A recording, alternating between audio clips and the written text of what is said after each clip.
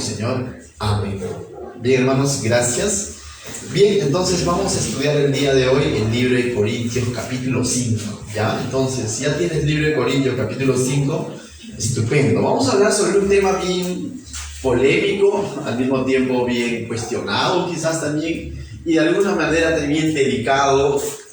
Yo les confieso algo, ¿no? Como pastor, como predicador, y yo creo que coincido en esto con otros siervos de Dios también. Es mucho más fácil predicar que muchas veces disciplinar. Como padre también, ¿no? O sea, cuando estás bien con tus hijos, todo chévere, todo bacán, ¿no?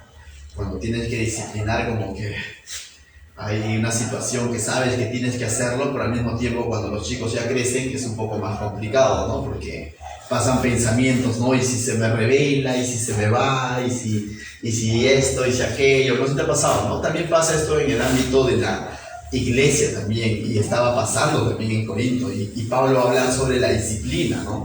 Y decía un tema polémico porque se han hecho algunas interpretaciones de aquí que de pronto han llevado a ciertos extremos, ¿no? Corinto de por sí ya estaba viviendo en un extremismo de libertinaje. Ese extremo no es bueno, porque el libertinaje, el pasar por alto el pecado, no es bueno. Pero también si interpretamos mal el texto, podemos irnos al otro extremo en el que creemos que somos llamados a amonestar y a reprender y echar fuera demonios y mandar a medio mundo entregárselo a Satanás, porque eso va a decir. Y tú dices, wow, ¿no? O sea, como que de pronto eso de entregarlo a Satanás como que suena a un ritual donde, ya Señor, no sé qué hacer con esta persona, te lo entrego, algo así, ¿no? No es así. Entonces, esos extremos son peligrosos, ¿correcto? Pero lo que sí debemos entender que la disciplina del Señor, realizada correctamente con temor, con humildad, con mansedumbre, con gracia y con verdad, es bíblico. Dios mismo nos ama y porque nos ama nos disciplina, dice el libro de Hebreos, ¿no? Si marca Corintios, quizás buscamos Hebreos capítulo 12 a manera de introducción, ¿no? Marca Corintios, no lo pierdas. Hebreos capítulo 12, verso 4, 5, mira lo que dice, ¿no? Hebreos 12:5 dice lo siguiente: y habéis ya olvidado la exhortación que como a hijos se os dirige diciendo, hijo mío, no menosprecies la disciplina de ¿quién? Del Señor, ni desmayes. Cuando dice no menosprecies es no tengas en poco la disciplina del Señor. No digas, bueno, el Señor es todo amoroso, no creo que me discipline, ¿no? Si Él es un Dios de gracia, si Él es un Dios puro amor, ¿cómo me va a disciplinar? ¿No? Y nos olvidamos esa figura viendo a Jesús sacando el látigo y limpiando la casa de su padre, ¿no? Y de pronto nos quedamos con la figura de Jesús buena gente. Pero mira lo que dice la Biblia, ¿no? Hijo mío, no menosprecies la disciplina del Señor, ni desmayes cuando eres reprendido por Él, porque el Señor al que ama, disciplina y azota a todo aquel que recibe por hijo. Qué hermoso es confesar con nuestros labios que somos hijos de Dios. Por cierto, hace un momento estábamos cantando eso, ¿no? Que ahora somos sus hijos. Y que gracia sublime es su amor. Pero la Biblia nos dice que Él, al que toma por hijo, lo ama, y por amor, ¿qué es lo que dice? Une esta palabra amor con disciplina. Y quizás cuando uno es joven, muchacho, no entiende mucho esto, ¿no? De que cómo uno porque ama va a disciplinar, ¿no? Y cuando, no sé, a los que ya pasamos la base 3, nos ha tocado padres que eran bien apegados a la disciplina, ¿no? Y en su momento, cuando de pronto nos estaban disciplinando, uno no comprendía, ¿no? Y tu papá muchas veces decía, me duele más que a ti, ¿no? Pero tú decías, a mí me dolió, no a ti, ¿no? Pero uno, o sea... Y ya cuando de pronto ahora, los que ya somos padres, podemos entender, ¿no? De que lo que hicieron por nosotros de alguna manera no fue por maldad, ¿no? No estoy hablando de abuso tampoco, ¿no? Tampoco vamos a hablar de eso, pero ahora podemos entender quizás un poco a nuestros padres que por amor, quizás se equivocaron en algún momento, no son perfectos, pero por lo general, por amor, ¿qué es lo que hicieron? Nos disciplinaron. Y si ellos siendo humanos y imperfectos por amor y que no queriendo que nosotros de pronto nos desviemos, nos disciplinaron, también Dios dice, ¿no? Porque nos ama, nos disciplina. Pero te decía, ¿no? No es agradable a nuestra carne escuchar esto, ¿no? De pronto entender que Dios porque nos ama nos disciplina, porque más nos gusta decirnos que Dios porque nos ama nos perdona, ¿no? Porque eso sí, es mucho mejor, ¿no? O sea, ¿dónde está la gracia de Dios? Decimos, ¿no? Por gracia no nos ha partido un rayo, es otra cosa, ¿no? Pero por su gracia muchas veces Él nos va a disciplinar. Y de eso va a hablar Pablo, ¿correcto? Entonces ahora sí volvemos a 1 Corintios capítulo 5. Recuerda lo siguiente, ¿no? Para entender un poco el contexto. Recuerda que Pablo está tratando temas o problemas que tiene la iglesia de Corinto, ¿no? Que esta iglesia donde estaba en un lugar complicado, ¿no? Corinto era carnal, era inmoral. Corinto de pronto había idolatría, había inmoralidad sexual y todo, como ciudad. Y esto también estaba impregnando en la iglesia, ¿no? Estaba opacando esa luz que había sido llamada a la iglesia de ser en medio de ese contexto, de esa ciudad complicada. Más allá de que la iglesia esté influenciando sobre la ciudad estaba influenciando sobre la iglesia, ¿no? Entonces Pablo está tocando una serie de temas que le han hecho saber a él problemas que está atravesando la iglesia y también algunas dudas doctrinales que más adelante le va a tocar. Pero básicamente Pablo lo que está haciendo es corregir y traer a la luz de cómo es que ellos deben de pensar, no con sabiduría de hombres, sino con sabiduría de Dios, ¿no? Entonces, eso es lo que está sucediendo. Para entender un poco, la ciudad de Corinto era como hoy en día, no he tenido la oportunidad, pero por ciertos testimonios de personas y también por la televisión podemos saber cómo es la ciudad de Río de Janeiro, ¿no? O sea, sobre todo en carnavales, ¿no? Los que hemos visto alguna vez un reportaje, hay arte, inmoralidad, ¿no? O sea, algo así era Corinto, y en medio de ese lugar estaba la iglesia, ¿no? Entonces, para entender un poco, entonces en la primera parte, que hemos visto ya en los primeros capítulos, lo que Pablo ha hecho es tocar un tema que era la división, ¿no es cierto? Y era la división y les he dicho, este es un problema de mente, todos tienen que tener la mente de Cristo y buscar la unidad en Cristo, y no es que cada quien con su manera de pensar, que yo soy de Pablo, yo soy de Apolo, y Pablo ha corregido básicamente este problema que estaba sucediendo en la iglesia, ¿no? Pero ahora va a tocar un tema de inmoralidad y inmoralidad sexual, y eso es lo que va a tocar ahora Pablo, en la que la iglesia de Corinto es paradójico, pero en lo que deberían de estar unidos estaban divididos. En lo que deberían estar unidos en cuanto a las cosas del Señor, como iglesia, como un solo edificio, teniendo como cabeza a Cristo, estaban divididos. Y en lo que debería de haber de alguna manera una distinción o una división para tratar con el pecado, en eso estaban unidos, todos apapachaban el pecado. Estaban pero totalmente al revés. Entonces veamos ahora sí el verso 1, mira el capítulo 5 dice: de cierto, dice, se oye que hay entre vosotros, ¿qué dice? Capítulos atrás había dicho, de cierto me he enterado que hay entre vosotros divisiones. Ya trató ese punto. Si quieres, si te lo perdiste, anda a YouTube, ahí está grabado, ¿no?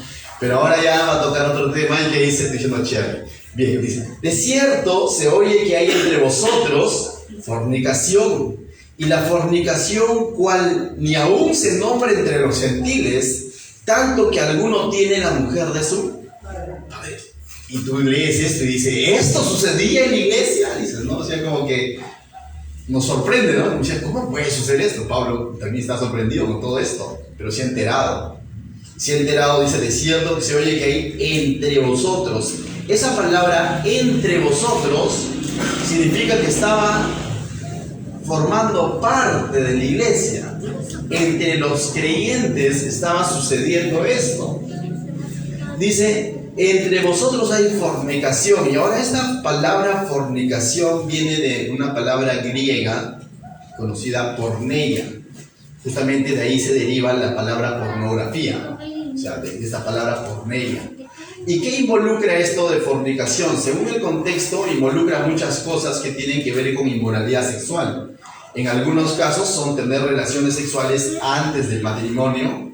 En otros casos es tener relaciones sexuales fuera del matrimonio, ya estando casados, lo que se conoce como adulterio, ¿no? Entonces, y todo tipo de inmoralidad sexual, o sea, es un abanico grande. En el contexto vamos a ver, él va a poner un ejemplo que estaba sucediendo, pero básicamente eso es fornicación, ¿no? O sea, involucra todo tipo de inmoralidad, mejor dicho, todo tipo de inmoralidad sexual, todo aquello que no agrada a Dios. Es decir, ¿y cuándo agrada a Dios, pastor? Cuando todo esto sucede dentro del ámbito matrimonial.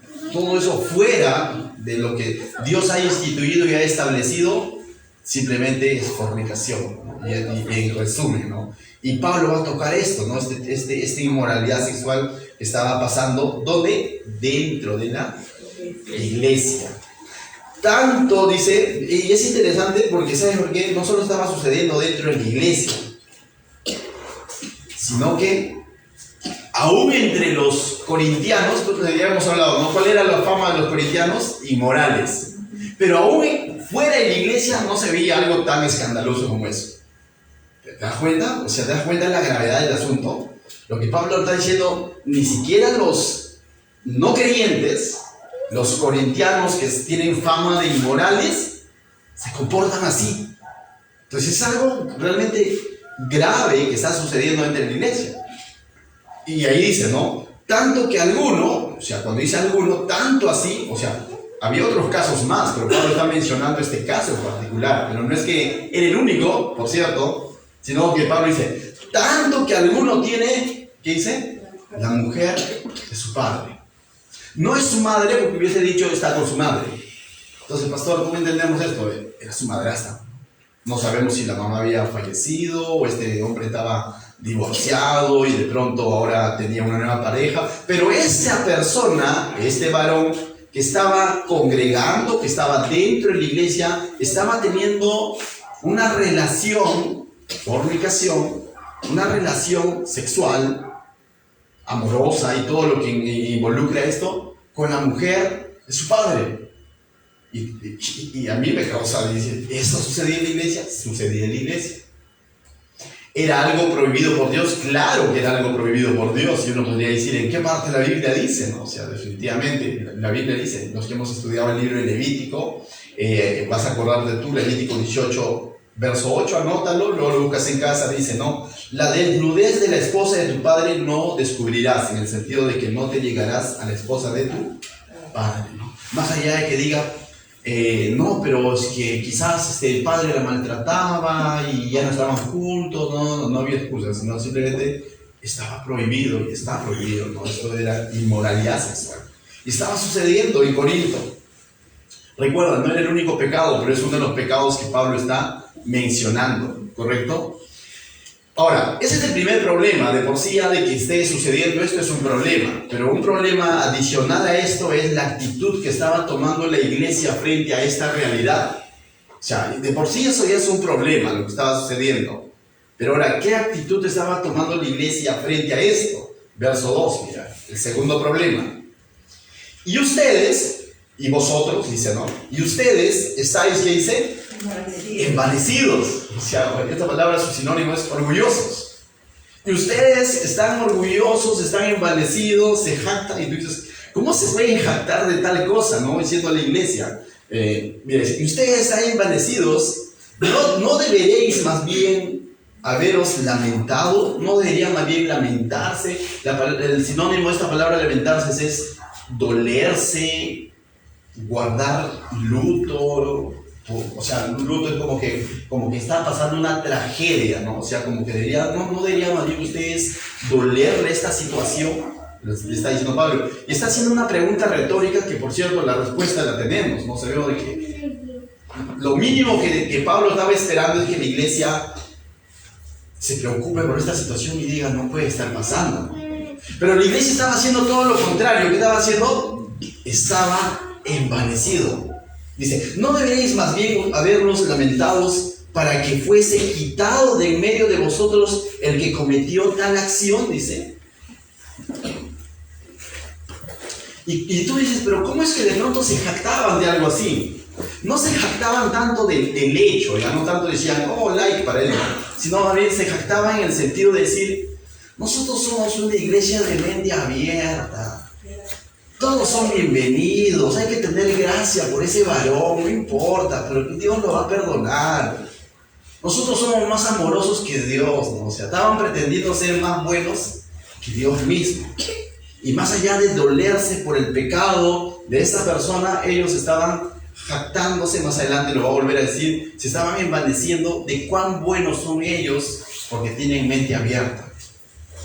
¿No ocurre lo mismo hoy en día en nuestra sociedad? Ocurre lo mismo. Pero hay que aceptarlos a todos, cada quien con su ideología, ¿no? O sea, y algo que incluso Dios no acepta, ¿no? Y Dios es tajante. No, pero tampoco seamos tan legalistas, pues hay que aceptarlos. En el nombre de la gracia se permiten muchas cosas que podemos resumir con una palabra: libertinaje o evangelio light. Pero si se aman, ¿qué podemos hacer?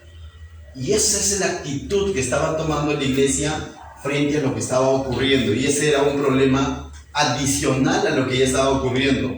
Y Pablo por eso les dice, ¿no? Y vosotros estáis envanecidos de esto. Es un grave problema moral que está atravesando la iglesia. Tanto así que Pablo va a tocar esto en su carta. O sea, y lo va a dejar ahí registrado, justamente porque yo creo, porque inspirado por el Espíritu Santo, porque se sabe que a través de la historia de la iglesia han sucedido casos similares.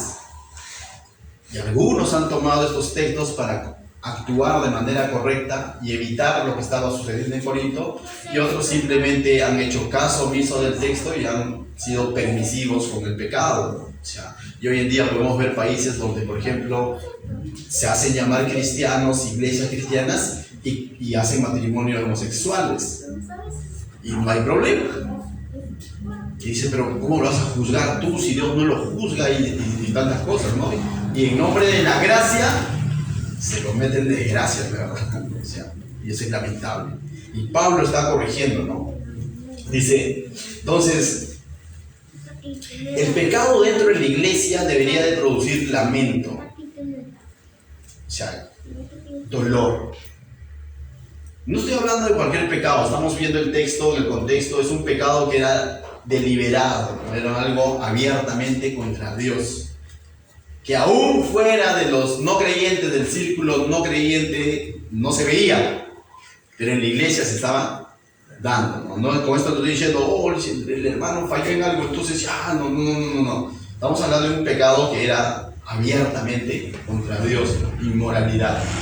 Pero debería de causar dolor a la iglesia, pero no estaba causando dolor a la iglesia, ¿no? Entonces, y Pablo dice, ¿no?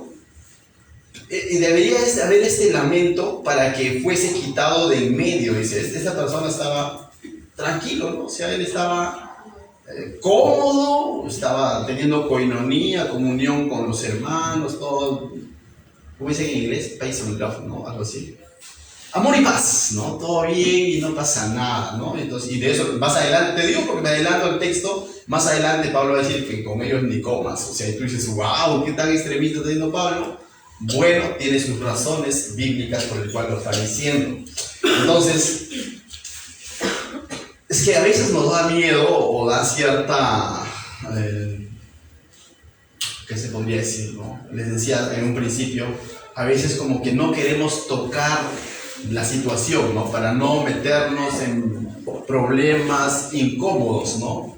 Y como que a veces no queremos confrontar la situación cuando de pronto notamos pecados como estos y saquemos un poquito más allá de, o no lo enfrasquemos solo en la iglesia, sino hablemos también, ¿por qué no?, cuando notamos este tipo de situaciones en nuestro entorno, quizás familiar, en nuestro entorno amical, quizás de creyentes, y a veces como que de pronto no queremos tocar el tema porque tenemos ese temor a que, ¿y si se ofende? ¿No? Y si me dice quién soy yo para meterme, y de pronto como que entonces mejor no digo nada, ¿no? No sé si ha pasado, ¿no? En algún momento, porque no es tan fácil de pronto tocar una situación como esa y confrontar, ¿no? O sea, y como te vuelvo a decir, eso suele suceder, ¿no?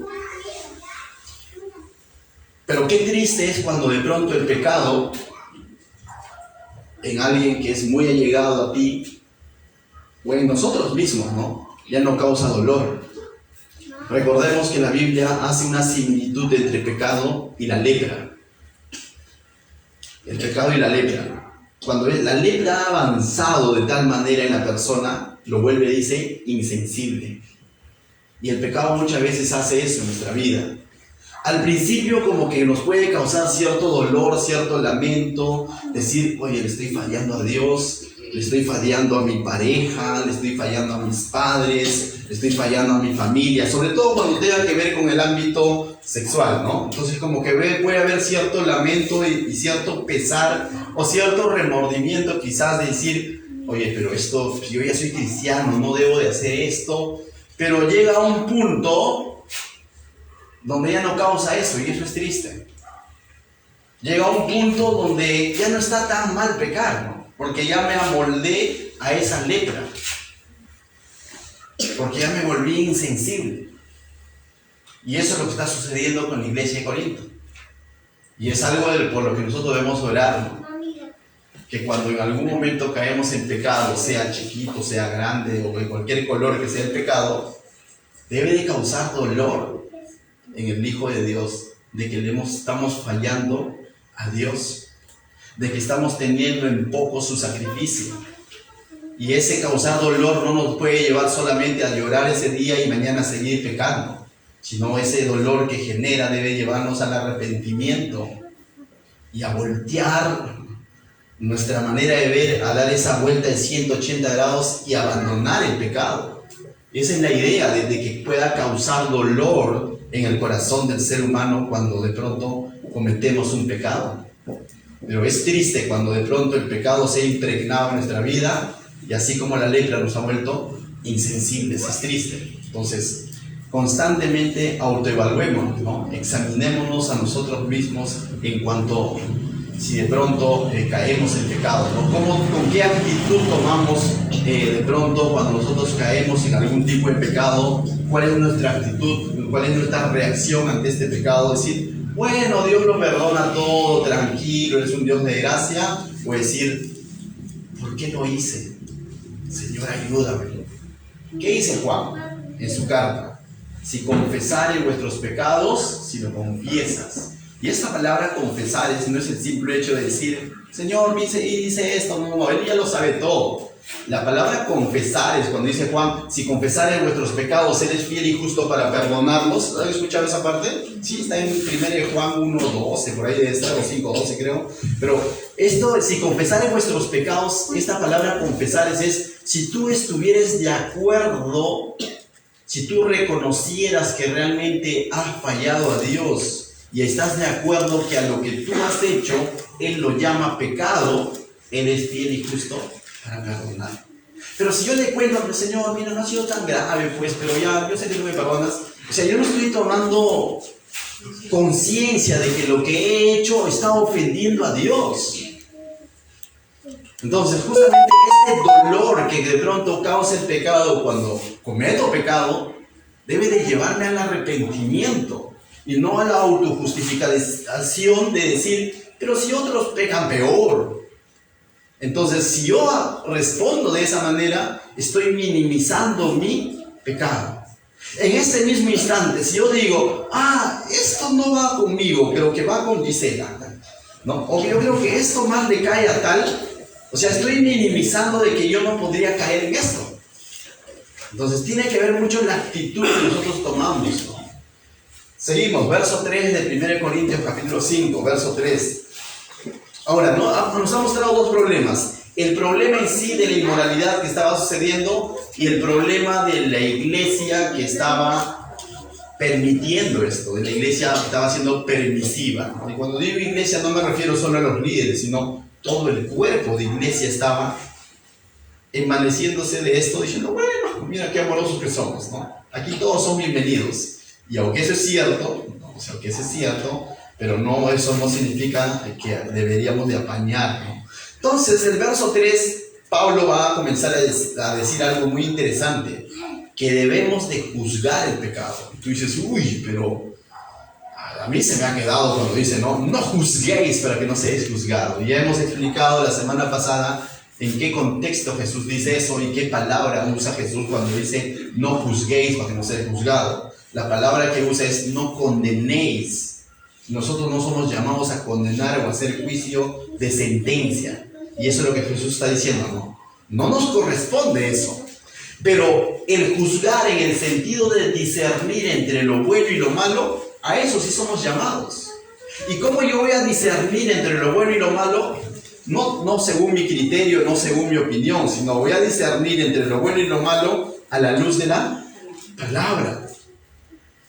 Tengo que aprender como cristiano a llamar pecado lo que es pecado, malo lo que es malo y bueno lo que es bueno. Y para eso sí estamos capacitados y el Señor nos está capacitando para aprender a juzgar, en ese sentido de discernir qué está bien y qué está mal. No en el sentido de condenar o acusar o sentenciar a alguien, eso claro está. Pero muchas veces no se entiende esa palabra y cuando de pronto, voy a poner como ejemplo, ya Don Isela le estoy ganando mucho tomate. A Julio, porque tiene más aguante, ¿no? Julito, mira, esto, lo que tú estás haciendo, la Biblia dice esto, que no está bien, y tú estás mintiendo constantemente en tu trabajo. Y Julio puede decir, pastor, no me juzgue. No. ¿Sería correcto? No.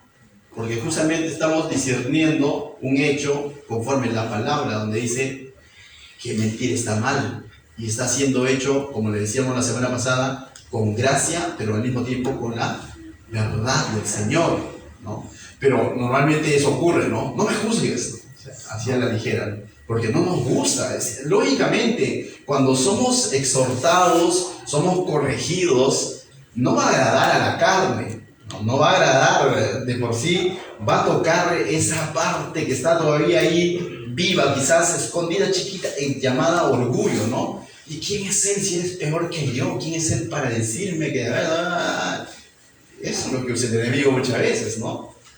Bueno, pero Pablo nos va a animar acá a juzgar, pero a juzgar en el sentido de discernir. Mira lo que dice. Y vosotros estáis, 3, ¿no? Ciertamente yo, dice, como ausente en cuerpo, pero presente en espíritu, ya como presente ¿qué dice? He juzgado al que tal cosa ha dicho. Pablo ha juzgado. Pablo no ha dicho, solo Dios juzgará, ya dejen ese asunto. No. Pablo está juzgando. Pablo está discerniendo de acuerdo a la voluntad de Dios en el espíritu, en ese mismo espíritu que lo une al Señor, a la voluntad de Dios, en ese mismo espíritu que se le ha dado a él esa autoridad de ser apóstol de esta iglesia, fundador, por así decirlo, o pastor, por así decirlo. El Señor le ha dado y Pablo está juzgando a esa persona que tal cosa ha hecho, y en su juicio Pablo va a determinar que esa persona está cometiendo pecado. ¿Te das cuenta? Entonces Pablo no se está haciendo bolas en decir, pero ¿cómo voy a juzgar? ¿No?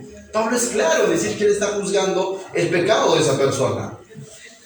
Pablo ha discernido que lo que está haciendo esa persona está mal. Pero también Pablo nos va a mostrar ciertos elementos del verso 4 en adelante de que debemos de usar nosotros al momento de juzgar, de discernir entre lo correcto y entre lo incorrecto, entre lo que es pecado y no es pecado. Hay ciertos elementos que debemos de considerar. Mira lo que dice el verso 4. ¿Cómo lo ha hecho? En el nombre de nuestro Señor Jesucristo. Reunidos vosotros y mi espíritu, dice, con el poder de nuestro Señor Jesucristo. Y esto es algo interesante cuando dice en el nombre del Señor Jesucristo. Pablo no usaba ni va a usar el nombre del Señor Jesucristo como un cliché en el sentido de decir, en el nombre de Jesús te digo tal cosa. No. Porque también se ha malinterpretado eso de que te lo digo en el nombre de Jesús, ¿no? Es como que de pronto, imaginemos, vamos a poner un ejemplo así. De pronto viene alguien, toca mi puerta, dice el profesor Anderson, ¿no? O sea, dice que me entregue las llaves de su carro porque lo tengo que llevar a tal lugar. Está usando mi nombre, ¿no? Y por el hecho que usa así a la ligera mi nombre, Sofía le daría las llaves del carro sin conocerlo. No es cierto. A veces así usamos el nombre del Señor. en el nombre de Jesús te digo tal cosa. La pregunta es, ¿realmente será la voluntad de Jesús que digamos tal y tal cosa? ¿O qué es realmente juzgar en el nombre de Jesús? Juzgar en el nombre de Jesús es juzgar conforme su voluntad, juzgar conforme su manera de pensar. ¿Y cómo yo descubro y cómo es que yo puedo juzgar en el nombre de Jesús? Porque acá está revelada su voluntad. Cuando yo juzgo el pecado, en el sentido de cuando yo discierno el pecado, llamo pecado, no porque a mí me parece que lo que Él está haciendo es pecado, sino en el nombre de Jesús, en el sentido porque el Señor Jesús en su palabra dice que eso es pecado. Una de las primeras cosas que debemos entender, uno de los elementos que debemos entender al momento de discernir el pecado es que lo hagamos conforme ¿qué? Su palabra. No conforme nuestra manera de pensar, porque conforme mi manera de pensar yo puedo decir, bueno, no me parece tan mal lo que está haciendo Julito, ¿no? Viene otro y dice, no, a mí sí me parece grave lo que él está haciendo, definitivamente no. Nuestras maneras de pensar son cambiantes, volubles, pero la palabra es una sola. Entonces cuando yo discierno el pecado, no lo voy a hacer en mi criterio, sino conforme ¿qué? La palabra del Señor. Eso es juzgar en el nombre de Jesús. Juzgar diciendo, ¿qué haría Jesús ante esto? ¿Qué diría Jesús en cuanto a esto? Y tú dices, Jesús ya no está, lógicamente, corporalmente, para decirte, yo haría esto. Pero sí está su palabra y su Santo Espíritu que nos va a guiar a toda verdad. Entonces no es juzgar por juzgar, no es discernir por discernir, no porque mis padres no lo harían así o porque yo no lo haría. Bueno, tú, tus padres, tu tradición no lo haría, pero ¿qué dice Jesús en cuanto al pecado que tú estás observando? De alguna manera todos somos llamados a juzgar o a corregir a nuestros hijos, hermanos, primos, familia, qué sé yo. Recuerda, no lo hagas desde tu propia manera de pensar. Hazlo tomando como punto de partida la palabra de Dios. ¿Y qué más dice?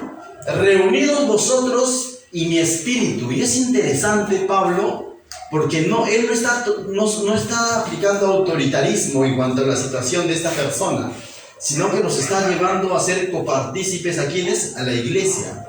Está diciendo, yo he juzgado en el nombre de Jesús, de acuerdo a su voluntad, pero reúnanse y mi espíritu, en el sentido de que ustedes ya conocen cuál es mi manera de pensar en cuanto a esto, reunidos vosotros y mi espíritu, dice, pero reúnanse, ustedes mismos disciernan si esta persona lo que está haciendo está bien o está mal.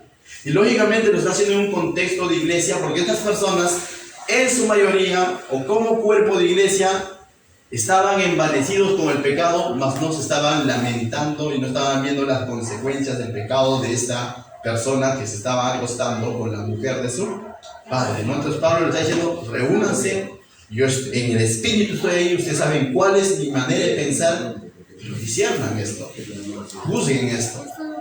Y mira lo que dice, con el poder de nuestro Señor Jesucristo. Pero cuando hagamos esto, les decía, es difícil, es mucho más difícil muchas veces corregir, amonestar, aconsejar, que predicar. Pero es mucho más fácil llevar esta carga cuando lo hacemos en el poder de Cristo. ¿Qué significa en el poder de Cristo? Cuando no lo hacemos en nuestras propias fuerzas. Porque en nuestras propias fuerzas, tengo que hablar fuerte para que me escuchen, porque si no, no me van a hacer caso. Estoy haciendo las cosas en mis fuerzas. Que cuando nos llegue el momento de pronto de discernir el pecado de un amigo, de un familiar, de un hijo, de un hermano, y tengamos que tocar esa situación difícil, ora al Señor, ríndete al Señor, muéstrale tu debilidad, dile, Señor, yo en mis fuerzas me complico poder hacerlo, pero hazlo en sus fuerzas, en el poder del Señor, y no vas a necesitar autoritarismo para poder discernir y corregir a la persona, sino lo que vas a necesitar es mansedumbre de parte del Señor para poder llevar su verdad con gracia. Amén. Y de esa manera hagamos llegar. Esto no es garantía de que la otra persona va a recibir bien tu corrección, ¿ah? Esto no es sinónimo de que la otra persona te va a decir, ya tienes toda la razón. No es sinónimo de eso. O sea, la otra persona tiene dos opciones: tomar el consejo, reconocer su pecado, o simplemente decirte tú quién eres y hacerte la ley del hielo. Pero los resultados ya no nos competen a nosotros, porque no lo estamos haciendo en nuestras fuerzas, sino ¿cómo? Lo estamos haciendo en el poder del Señor. Y el poder del Señor no es violento, no es autoritario. El poder del Señor es con mansedumbre. Hermano, hermana, amigo, hijo, mira lo que tú estás haciendo. La Biblia claramente dice que esto es pecado, no lo hagas, te aconsejo, con mucho respeto, con mucho amor, y llévalo al arrepentimiento. Si no se arrepiente, descansa en el Señor, ora al Señor para que la persona pueda entender en algún momento. Y eso es lo que Pablo nos está marcando, esos elementos al momento de discernir el pecado. Amén. Luego dice, verso 5. Pero Pablo después de haber hecho todos estos pasos, mira lo que dice Pablo. Este individuo que estaba cometiendo este pecado, dice, el tal sea entregado a Satanás. O sea, y esto es duro, ¿no? Como que, wow, dice, Pablo está diciendo que se lo entregue a Satanás, dice, ¿no? Como que nosotros como iglesia no hablamos mucho de Satanás, ¿no? ¿Te das cuenta? No, o sea, no nos gusta hablar de Satanás. Dios nos ha llevado a hablar de Cristo, ¿no? Pero el texto lo está mencionando, ¿verdad? Dice, el tal sea entregado a Satanás para destrucción de la carne, a fin de que el espíritu sea salvo en el día del Señor Jesús. El tal sea entregado a Satanás. ¿Y qué significa esto de ser entregado a Satanás? Primero hay que aclarar qué no es. ¿Qué no es? No es que de pronto es un ritual donde se reúnen los pastores, los líderes y ponen a la persona en medio y dicen, te lo entregamos a Satanás. No es eso. No tiene nada que ver con eso. No vemos eso en la Biblia, ¿no? Ese tipo de rituales donde de pronto el cuerpo de Cristo, los hijos de Dios, los cristianos, estén poniendo a alguien en medio y entregándoselo a Satanás. No vemos eso. O sea, entonces, primero aclarar de que eso no es. Segundo, recordar el contexto y todo lo que Pablo está diciendo. Pablo les ha dicho a los corintios que ellos son esa tierra de cultivo de Dios, ¿te acuerdas? Pablo les ha dicho a los corintios que ellos son el templo de Dios, el templo del Espíritu Santo. Pablo le ha dicho a los corintios que ellos son ese edificio, ¿no? de Cristo, que ellos son esos miembros y que Cristo es la cabeza. Entonces, Pablo le ha dicho a los corintios que ellos son la iglesia del Señor que estaba ¿dónde? En Corinto, pero ellos le pertenecen a Dios.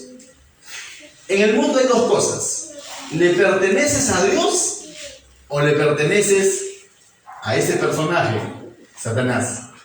Pero no hay intermedios, no hay sobrinos del Señor, no hay ahijados del Señor. Eres hijo de Dios. En los evangelios podemos notar claramente esto, ¿no? Hay hijos de Dios o hijos del diablo. Pero mi abuelita es buenita, todo. Pues si no cree en Cristo, no es. Pero es bien buenita. El infierno va a estar llena de buena gentes, te lo aseguro. De premio Nobel, incluso. Y el cielo va a estar también lleno de borrachos, delincuentes, que se arrepintieron, reconocieron su pecado, pero estarán ahí. Porque no es por qué morales que yo tengo, o qué educación yo tengo, o cuál es mi estatus.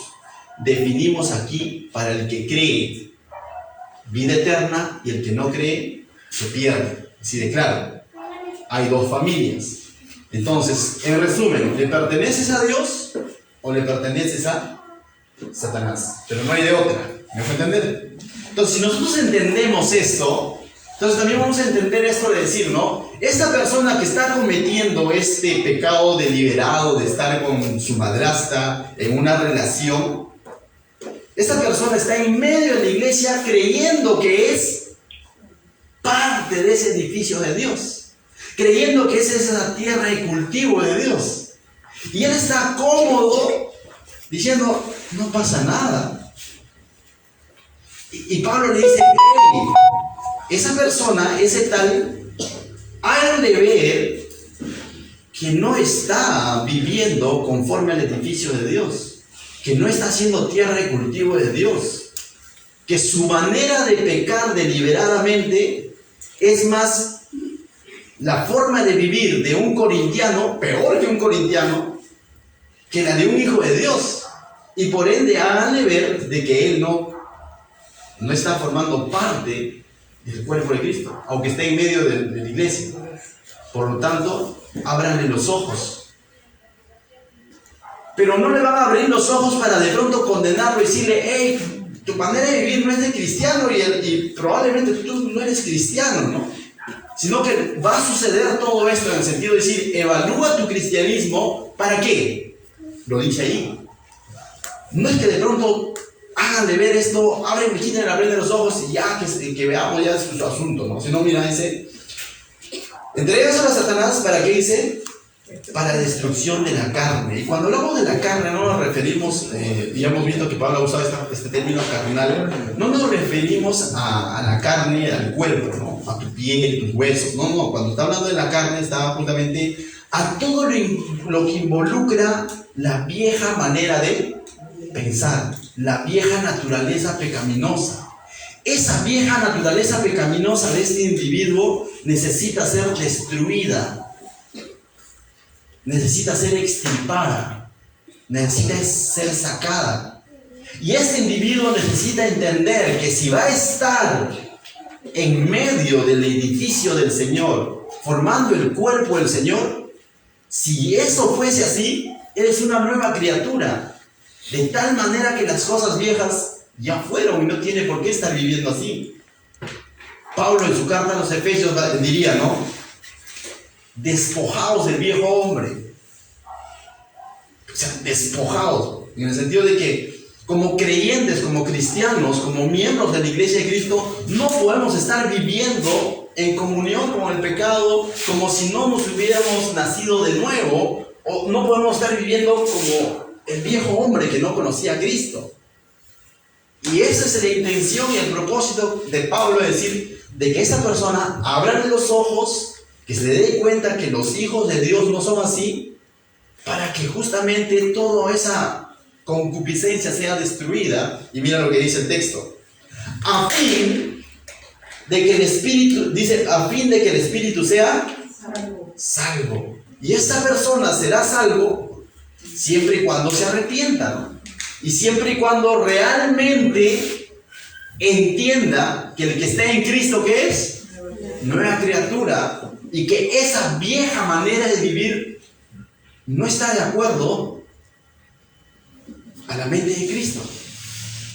Pero esa persona necesita darse cuenta, porque si esa persona está en medio de la congregación, está en medio del pueblo de Dios, y la iglesia no es capaz, la iglesia como tal, no es capaz de decirle lo que tú estás cometiendo es un pecado deliberado contra Dios, esa persona está viviendo autoengañada. Y eso es lo que estaba sucediendo con esta persona.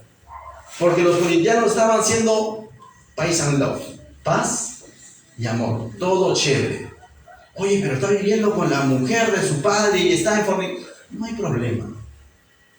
Ellos estaban siendo más buenos y más condescendientes que Dios. Y Pablo va a corregir esto. Y uno podría decir, pero ¿cómo lo van a apartar del cuerpo de Cristo? ¿Y la gracia? ¿Y dónde está la gracia del Señor? Por gracia Dios lo tenía todavía vivo a ese hombre. Porque si no hubiera gracia ya le hubiera partido un rayo, creo. Y por gracia es que la iglesia tiene que hacer esto con esa persona. Y por gracia es que de pronto se le tiene que presentar la verdad de Cristo. De tal manera que cuando te toque, y te va a tocar porque después de la teoría viene la práctica, ¿no? Cuando te toque aconsejar a alguien que pueda estar viviendo en pecado, ve con gracia y verdad. Hazlo con amor, no conforme a tu propio juicio, sino conforme a la palabra de Dios, presentando la verdad del Señor. Hazlo. Y si esa persona te dice, ¿y la gracia? Dices, por gracia lo estoy haciendo. Porque créeme que en mis fuerzas no me metería en problemas. Preferiría pasar de largo y no decirte nada. pero porque el Señor me lo demanda, te lo digo en amor. No para condenarte, sino porque me corresponde decirte. Y de esa manera tú estás amando a esa persona. Porque lo contrario, estamos diciendo, no me duele lo que está viviendo esa persona. Muy por lo contrario, yo lo amo. Pero es un amor engañoso. Dice que Proverbios, si no me equivoco, no lo tengo claro, lo voy a parafrasear. Pero dice, ¿no? Las linzojas del extraño, eso agrada al ser humano. ¿Qué son linzojas? Los halagos, ¿no? La franeleada, ¿no? Y es cierto, ¿no? Porque eso agrada a la carne, ¿no? Si de pronto me dice, pastor, qué bonito ha predicado de tu hijo. Pues imaginemos, pero si alguien de pronto ha notado que yo estoy viviendo mal en algún área, viene y me lo dice, incomoda mi carne. Pero sabe, dice, pero las palabras de un amigo, aunque duelen, es medicina. Aunque duela, es medicina. Y recordemos siempre eso. Es que no le voy a decir para no hacerlo sentir mal. No se trata de que si le duele la herida, no. Necesita ser sacada esa costra. Necesitas hacerlo. Es como cuando de pronto, ¿no? Tienes que llevar a tu niño al hospital y le dicen, se ha hecho una herida, tenemos que limpiar profundo. No lo toque, no lo toque. Que se pudra lentamente, entonces. ¿O qué es lo que tenemos que hacer? Límpielo, ¿no? Y me va a doler, pero límpienlo, porque eso se va a infectar. Y eso es lo que Pablo básicamente está diciendo a la iglesia, ¿no? Limpien la iglesia, saquen eso. Y es complicado, es difícil. Y eso va a decir ahora en el verso 6, hablando de limpiar. Mira lo que dice. No es buena vuestra jactancia, le dice Pablo, ¿no? O sea, no está bien que estén autoalabando diciendo que ustedes aceptan a todos son bienvenidos. ¿No sabéis que un poco de levadura leuda toda la masa? Y Pablo aquí está hablando de la levadura, ¿no? Va a hacer una referencia a la levadura. ¿No sabéis que ser permisivos con esto va a terminar propagándose esto como una manera de vivir en toda la iglesia? Está diciendo. ¿No sabéis que si tú no intervienes a tiempo la herida se va a convertir en gangrena? Y él básicamente está diciendo eso. Entonces no se jacten de que nosotros, bueno, somos tolerantes con todos. Bueno, no hay problema, la gracia ya en su tiempo será. Y Pablo está diciendo, ¿no sabéis que un poco de levadura leuda toda la masa? Es interesante la comparación que está haciendo Pablo. Y verso 7 dice, entonces, ¿qué tenemos que hacer? Limpiaos, pues, de la vieja levadura, para que seáis nueva masa. Y lo que Pablo está diciendo, limpien a esa persona, limpien su pecado. Y la limpieza comienza diciéndole, hay que escarbar tu herida. No, qué malo que eres, ¿no? O sea, porque, dile a tu hijo, ¿no? Una vez aquí ya se le plantó un clavo, ¿no? Tengo que sacarlo, no, papá, no me toques, no me te lleves. Siempre pongo de ejemplo a Miquillani. Pero a veces somos así con el Señor, ¿no? Nos muestra que tenemos que arranchar todo lo que no está bien y que va a causar una infección. ¿Por qué decimos? No. Esa es la reacción. Entonces, pero dice, limpiaos pues de la vieja levadura, para que seáis nueva masa.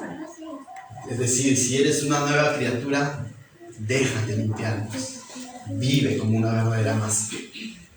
Dice, sin levadura como sois, porque nuestra Pascua, que es Cristo, ya fue crucificada por nosotros. Y uno dice, ¿qué tiene que ver la Pascua aquí, no? O sea, ¿te has dado cuenta? Volvemos a leer, ¿ya? Dice, limpiaos pues de la vieja levadura, para que seáis nueva masa, sin levadura, para que seamos una masa sin pecado. Como sois, dice, como deberías de ser, ¿no? Si eres miembro de la iglesia, si eres hijo de Dios, deberías ser sin pecado, porque ¿qué es lo que ha hecho Cristo en la cruz? Limpiar nuestros pecados. Y entonces, ¿por qué puedo estar acostándome con la esposa de mi padre? Para ese individuo, ¿no? Si Cristo me ha limpiado en la cruz, entonces ¿cómo puedo estar viviendo en pecado deliberado contra Dios? Y Pablo está llevando a la reflexión. Lo que estaba pasando es que esta persona no se estaba dejando limpiar, o la iglesia no estaba dispuesta a limpiar todo eso. Pero Pablo les va a introducir un pensamiento del Antiguo Testamento. Dice, porque nuestra Pascua, que es Cristo, ya fue sacrificada por vosotros. ¿Y qué significa esto, pastor? Libro de Éxodo, capítulo 3, o más adelante, capítulo 12, la Pascua. 10ª plaga para Egipto, que no dejaba salir al pueblo de Israel. De pronto iba a venir la muerte de los primogénitos. ¿Y qué dice Dios? Que esta noche pasaré y daré muerte a los primogénitos. ¿Y qué le dice al pueblo de Israel? Pero ustedes sacrificarán un corderito, y con ese corderito pintarán los dinteles de su casa, y pasaré de frente, y no morirán todos los que están dentro de esa. A eso se le conoce como el Pasaj, de ahí viene la Pascua, o el Pesaj. De tal manera que el pueblo de Israel experimentó la gracia de Dios, el favor de Dios, el cuidado de Dios, y salieron vivos de Egipto. Mientras que el faraón y todo su pueblo experimentaron el juicio de Dios. Pero Pablo aquí está diciendo, porque nuestra Pascua, que es Cristo, lo mismo ha ocurrido en el ámbito espiritual para nosotros, lo mismo que ocurrió para Israel. ¿Qué ocurrió? Que el Señor Jesús, el Cordero de Dios, que quita el pecado del mundo, fue a una cruz, entregó y derramó su sangre. Y ahora te dice, si tú crees, estás pintando el dintel de tu corazón con mi sangre, y de tal manera que vivirás, serás una nueva criatura. Y Jesucristo sufrió el juicio de Dios, y así nosotros somos, por así decirlo, receptores de la gracia de Dios. Y así como el pueblo de Israel salió de Egipto, y es interesante, cuando se celebró, cuando se hizo esto de la Pascua, les dijo, preparen panes sin levadura. ¿Por qué? Porque la levadura representaba el pecado de Egipto. Le dijo, preparen panes sin levaduras y salgan. Dejen todo aquello que les recuerda a Egipto. Y Pablo está diciendo, hey, Jesucristo ya murió por tus pecados, y has sido librado por gracia y misericordia del juicio de Dios. Sobre él ha recaído el juicio de Dios. Ahora tú estás con vida, has salido de Egipto, ya no eres esclavo del pecado. Pero ¿por qué sigues viviendo con levadura? ¿Pero por qué sigues viviendo como si estuvieras en Egipto? Y eso estaba ocurriendo en este individuo, que decía estar en medio de la iglesia, pero sin embargo su manera de vivir era con la vieja levadura. Entonces es algo que debemos entender, que si hemos nacido de nuevo, ya no tenemos por qué practicar el pecado. No estoy hablando de perfección, porque también la Biblia nos muestra que hay ocasiones en las que vamos a caer en pecado, pero abogado tenemos en Cristo. Pero estamos hablando de una actitud deliberada, abierta, de pecado contra Dios, y que toda la iglesia estaba dejando pasar por alto, y a esta persona no le estaban abriendo los ojos, y él pensaba y estaba happy y cómodo. Continuamos. Entonces dice, así que celebremos, dice Pablo en el verso 8, así que celebremos, ¿qué dice? La fiesta. No con la vieja levadura, ni con la levadura de la malicia y de maldad. No con la levadura del pecado, que es malicia, maldad, hacer lo malo continuamente, pensar lo malo. Ya no somos llamados a vivir de esa manera. Si no, dice, con panes sin levadura, de sinceridad y de verdad. Dos palabras que me encantan. De sinceridad y verdad. Sinceridad, ¿por qué? Porque debemos de ser sinceros con Dios, que somos débiles.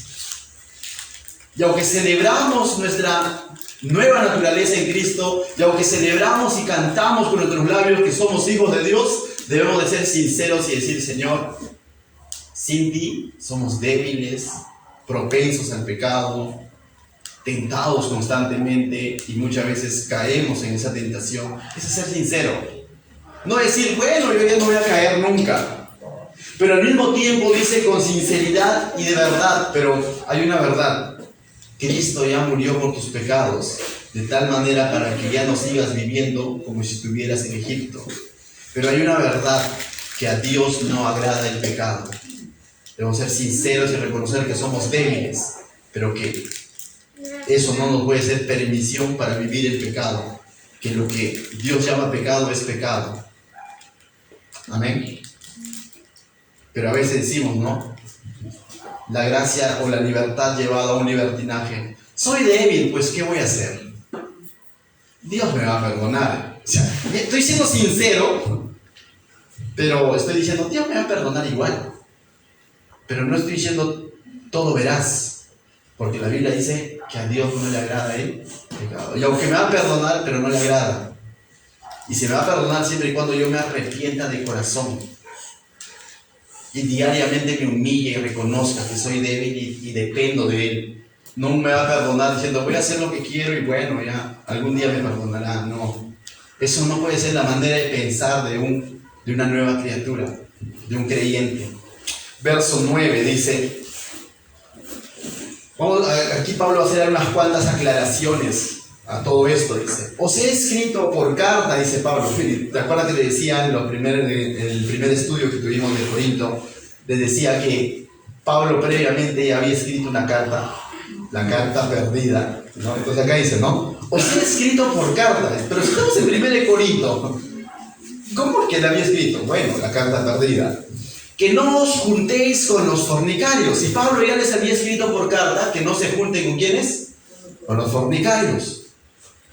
No absolutamente con los fornicarios de este mundo, o con los avaros, o con los ladrones, o con los idólatras, pues en tal caso os sería necesario salir del mundo. Y Pablo va a aclarar algo. Mira lo que había sucedido. Pablo está aclarando algo bien interesante. Le dice, yo les he escrito que no se junten con este tipo de personas, ¿no? Pero no les está diciendo que no se junten con el... Porque a veces cuando entendemos mal este contexto, dice, uy, mi jefe es un idólatra. Renuncio a mi trabajo. Oye, esa persona dice, ha robado. Uy, ya no le hablo. Oye, ese es un avaro. No. Pablo diría, yo les diría, entonces sálganse del mundo. No, más bien para con ellos, nosotros debemos de buscar hacer luz para ellos. O sea, no está diciendo renuncia a tu trabajo, no te juntes con él. Habla con el incrédulo, por cierto. Busca hablar con él para que le presentes el evangelio. Toma esa misma actitud que tomó Jesús entrando a la casa de Zaqueo. Y Pablo, no, cuando les había escrito y les había dicho, yo les he dicho que no se junten con tal persona, no se estaba refiriendo a que se aparten del mundo y se encierren en 4 paredes. Y Pablo está aclarando, le está diciendo, yo no me he referido de eso, le está diciendo, porque lo contrario tendrías que salirte del mundo. Muy por lo contrario, cuando tú consideras una persona no creyente que está en alguno de estos pecados, busca acercarte a esa persona para que le presentes el evangelio. Entonces, ¿por qué Pablo les había dicho que no se junten? Veamos el contexto, pues. Más bien os escribí que no juntéis con ninguno que llamándose hermano, ¿deja entender? Que diciendo ser creyente, que diciendo ser hijo de Dios, que diciendo ser cristiano, fuere, ¿qué dice? Fornicario, o avaro, o idólatra, o maldiciente, o borracho, o ladrón, con tal ni comáis. Y Pablo es tajante en esto, ¿no? Pero también debemos entender el contexto. El comer con alguien en aquel entonces, involucraba algo muy íntimo. Hoy en día tú vas a un restaurante, hasta compartes mesa con el extraño, ¿no? Porque así es nuestro contexto, ¿no es cierto? No te ha sucedido donde te sientan en una mesa, oye, falta mesa, señor, siéntese acá sobre una silla, ¿no? Y tú dices, no lo conozco, no. Hoy en día no te toca de otra, porque si no, nunca vas a tener una mesa ocupada. En el contexto, ¿qué es lo que sucedía? El comer con alguien hablaba de algo muy íntimo, es ser copartícipe con esa persona. No se comía así nada más con cualquiera, se comía con un entorno familiar o un entorno amical muy cercano. Entonces, en ese contexto, lo que Pablo, en otras palabras, está diciendo, no tengas comunión, no seas permisivo, no compartas la manera de pensar de aquel que diciendo ser cristiano es todo esto. Porque aquel está viviendo engañado. Y tú, al estar en comunión con esa persona, como si nada pasara, lo que estás haciendo es avalar su pecado. Y no estás haciendo, y estás repitiendo la actitud que tenía la iglesia de Corinto. No pasa nada. Entonces, con esa persona, ¿qué es lo que tienes que hacer? Mostrarle primero su verdadera necesidad. Recuerda algo. Más allá que tu amistad, él necesita conocer el Evangelio. Tu amistad no lo va a salvar. Pero si me deja de hablar, también pasa con nuestra mente, ¿no? Mejor no le digo nada, seguimos siendo amigos. Por decir la verdad, a veces vas a tener que perder amigos. Pero cuando lo digas, dilo con gracia y verdad. No para condenar a la persona, nuevamente, sino para restaurar a la persona. Y Pablo le está diciendo, yo no les he dicho que se aparten de los incrédulos. El incrédulo, bienvenido, como sea, porque necesita escuchar de Cristo. Pero el que dice ser cristiano y está viviendo así, está tomando en poco el Evangelio y necesita entender que esa no es la manera de vivir un cristiano. Por lo tanto, esa persona necesita primero abrir sus ojos. ¿Y cómo va a abrir sus ojos si de pronto, peace and love? Todo bien, chévere, no hay problema. Oye, soy cristiano entonces, ¿no? Todo bien. O sea, nos damos cuenta. Verso 12. Porque qué razón tendrá yo, dice, porque qué razón tendría yo para juzgar a los que tal, dice, a los que están fuera. Y Pablo dice, ¿cómo vamos a juzgar a los de afuera? En el sentido de cómo vamos a discernir su pecado del que está afuera, si su mayor pecado es que no crean. A veces decimos, oye, el vecino, ¿qué se pasa? Mira, que ha hecho esto. Es que no es cristiano, pues. Y necesita conocer a Cristo. Oye, la casera se pasa, no me da completo, el vuelto. Y comprende, es incrédula. Y ella lo que necesita es conocer a Cristo. Pero si esto sucede dentro de los cristianos, hay un problema. Oye, mira, que mi jefe está engañando a su esposa, a todos. Preséntale el Evangelio a tu jefe. Porque si tú le hablas de fidelidad, te va a decir, ¿qué fidelidad? O sea, no, pero mi jefe necesita ser mucho más veraz en sus negocios y todo lo demás. Sí, necesita todo eso, pero sobre todo necesita el Evangelio. ¿Sabes por qué? Porque si tú le dices, no, tienes que ser honrado, todo eso te va a decir, ¿qué tonto eres? Va a llamar locura las cosas de Dios. Esa persona necesita escuchar de Cristo. Por eso Pablo dice, ¿cómo yo puedo discernir o juzgar, como dice Pablo, a los que están fuera, si ellos su carencia es Cristo? Pero aquel que dice que tiene a Cristo, pero vive peor que un corintiano, hay un grave problema. Porque dice que cree en Cristo, pero su manera de vivir es fatal. A ellos sí somos llamados a decir, mira, hermano, hermana, amigo, sobrino, cristiano, esa manera de vivir no está de acuerdo a la palabra, porque la palabra dice tal cosa. Recuerda, juzga según la palabra, no según tu propio criterio. Porque a mí no me parece, no, eso no vale, no, o sea, sino según la palabra. Entonces Pablo dice, no juzguéis vosotros a los que están, dice, no juzgáis vosotros a los que están dentro, dice, o sea, a ellos somos llamados a discernir el pecado, a corregirnos unos a otros. Amén.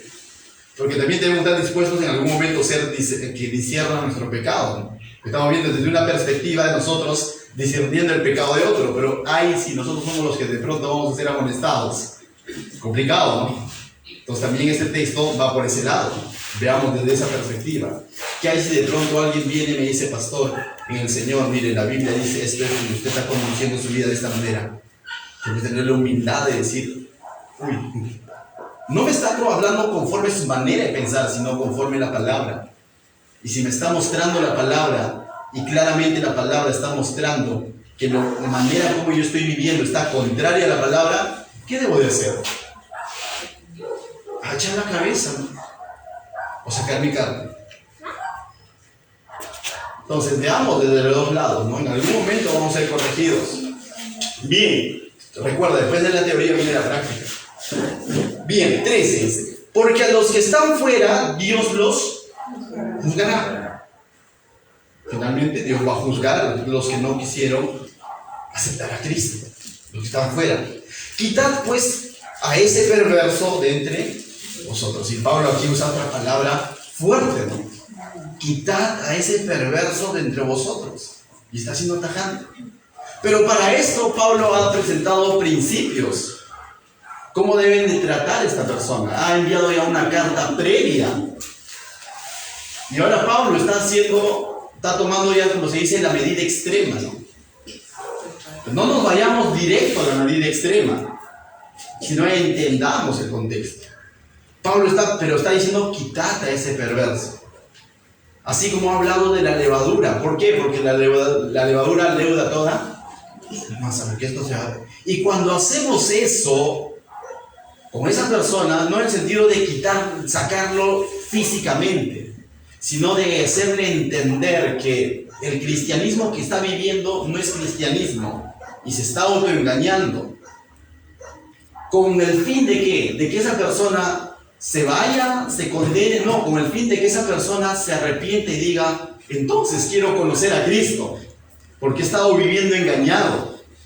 Esa es la finalidad de pronto de tocar el pecado, de discernir el pecado, no de condenar a la persona, sino de que la persona pueda decir, yo pensé que no estaba tan mal, pero ahora me doy cuenta que ni siquiera cristiano soy y necesito recibir a Cristo.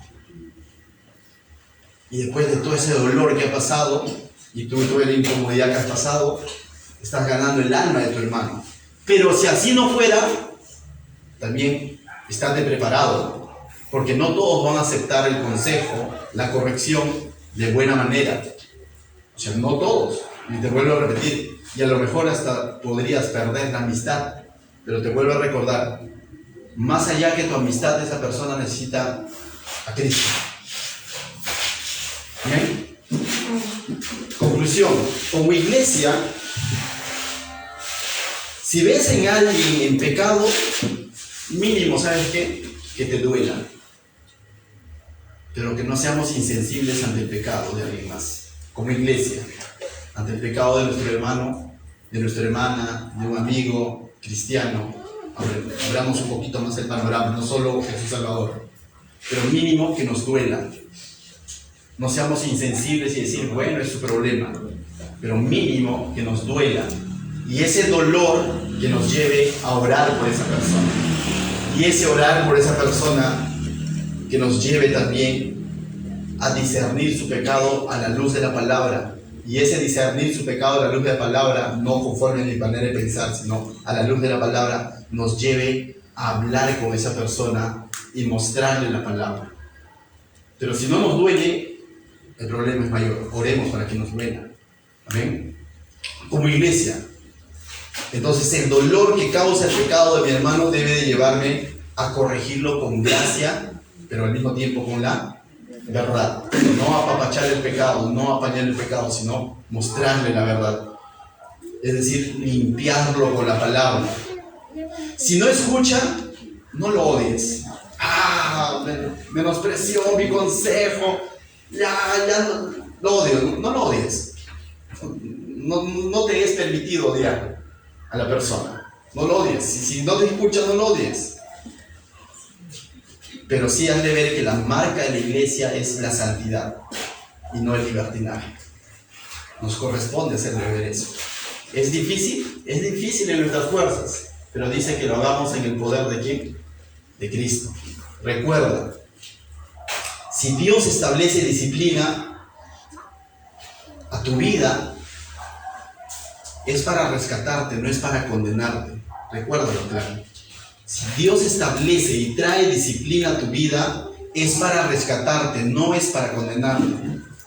Es como aquel padre que hace disciplina a su hijo, ¿para qué? Para que se corrija, no para dañarlo. Eso es como iglesia, pero ahora como individuos. Si cometes algún pecado, que te duela. Que te duela. O sea, que cause dolor en ti. Que te lleve a ser consciente de que lo que estás haciendo contrista al Espíritu Santo. O sea, mínimo que nos duela, ¿no? Y no nos autojustifiquemos diciendo, pero otros pecan peor. No, o sea, es mi pecado. Y tiene que dolerme y decir, Señor, te fallé y quiero remontar esto y tengo que rendirme al Señor. Pero no, que no solamente quede eso en dolor, ¿no? Tengo que confesar mi pecado conforme a la palabra de Dios. Tengo que discernir mi pecado conforme a la palabra de Dios. Y tengo que limpiarme. ¿Con qué? Con la palabra de Dios. ¿Qué tal si oramos, mis hermanos, esta noche? Cerramos nuestros ojos ahí en nuestro lugar.